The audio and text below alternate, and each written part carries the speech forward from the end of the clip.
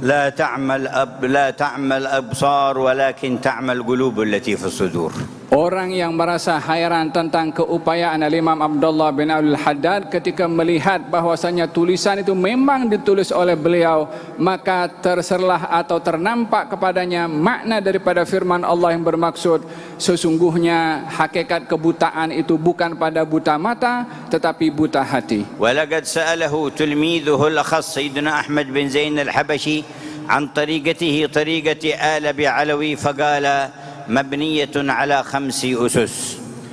Dan salah seorang murid kesayangan beliau, Al-Imam Ahmad bin Zain Al-Habsyi, telah bertanya kepada beliau tentang tarigah Imam Al-Haddad yang merupakan tarigah para leluhurnya, Sadatina Al-Abi Alwi. Maka dijawab, tarigah mereka berada di atas 5 pondasi. Al-ilmu wal-amalu wal-ikhlasu wal-wara'u wal-khawfu min Allah Azza wa Jalla. Yang pertama adalah ilmu, yang kedua adalah amal, yang ketiga adalah ikhlas, yang keempat adalah wara, yang kelima adalah rasa takut kepada Allah Subhanahu wa taala. وقد كان غزير الدمعة من خشية الله. Dan beliau adalah orang yang banyak menangis karena takut kepada Allah. قد يبكي حتى يحمر وجهه. Kadang-kadang beliau menangis sehingga memerah wajahnya. وفي الخلوات كثير البكاء. Dan beliau pun di dalam kesendiriannya, dalam khalwatnya banyak menangis pula. وكم يعاتب نفسه في أبياته في ديوانه العظيم قائما بحق الانكسار من أجل الله مع عظيم اجتهاده. Berapa banyak kita melihat tulisan dan juga bait-bait syair beliau yang menggambarkan merendahkan dirinya di hadapan Allah Subhanahu wa taala, merayu kepada Allah walaupun beliau memiliki kedudukan dan makam yang tinggi dalam ibadahnya. فكان أيام تعلمه للقرآن وأخذه المبادئ في وقت الضحى يرجع من محل التعليم فيركع إما 100 ركعة أو 200 ركعة. هذه من عبادته اليومية من أيام صغره. Dan dahulu Al-Imam Al-Haddad di masa kecilnya, tatkala beliau di awal-awal belajar Al-Quran, mengambil daripada dasar-dasar agama, sepulang dari madrasah, beliau yang masih kanak-kanak ini singgah di beberapa masjid untuk sholat di pagi hari tersebut antara 100 rakaat atau 200 rakaat. Dan ini di masa kecil beliau. وإذ قد اجتمعتم بدواعي الإيمان على هذا الخير والتعظيم لشعائر الله الذي هو من تقوى القلوب فأحضروا قلوبكم وتوجهوا إلى الرحمن.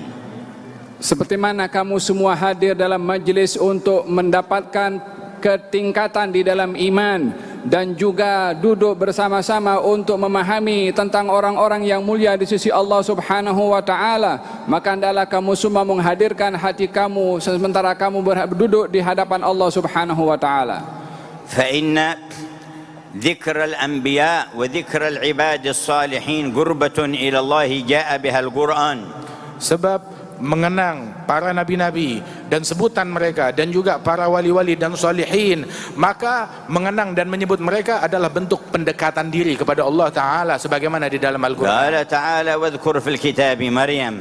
Allah berfirman dalam Al-Quran, ingatilah kisah tentang Siti Maryam. مرأة صالحة صار ذكرها عبادة. Seorang wanita salihah yang sebutan dan kisahnya menjadi sebuah ibadat kepada Allah. وقال واذكر في الكتاب إبراهيم. Allah berfirman juga dalam Al-Quran, ingatlah, bacalah kisah Nabi Ibrahim. إلى آخر ما ذكر في سورة مريم. Hingga akhir apa yang disebutkan, diceritakan oleh Allah di dalam surat Maryam. وقال في سورة صاد واذكر عبدنا داود. Di dalam surat Sad Allah berfirman, coba baca ingat kisah Nabi Daud. وقال واذكر عبدنا أيوب. Dan juga Allah Ta'ala menyebutkan, sebut dan kisahkan tentang hamba kami yang bernama وقال Ayub. واذكر إسماعيل وإسحاق ويعقوب أولي الأيدي والأبصار. Dan juga bacalah kisah Nabi Ishak, Nabi Yakub dan juga Nabi Ayub yang mereka ada termasuk orang-orang yang memiliki kekuatan dan memiliki basirah. فذكر الصالحين وذكر أخبارهم ومناقبهم